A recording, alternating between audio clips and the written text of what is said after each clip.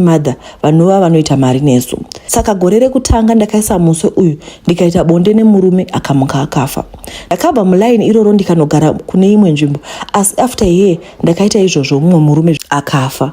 Kusvika vakwana varume 4 vakafira pabhedhi pangu, asi handina mari yandinomboita. Now dambudziko ravepo for the past 5 months ndinoti ndikaenda kubhawa ndinokechwa, asi ndikasvika kumba murume uya anenge andikecha anosanduka face, otora face yevaya vakafira pabhedhi pangu. Ndikasaenda kubhawa varume 4 vandakaurayisa vaya vanouya vorara neni usiku kuma4 vachindichinjanisa zvekuti ndinosvuka ende vanenge vachiita kutonhora. Ndava ne5 months ndachikora mhiko yekuuraya murume.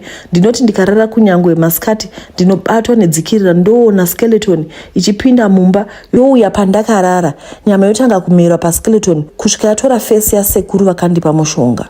Pandinoti patikei ndoona dhori chivharwa kuratidza kuti ndange ndine chinhu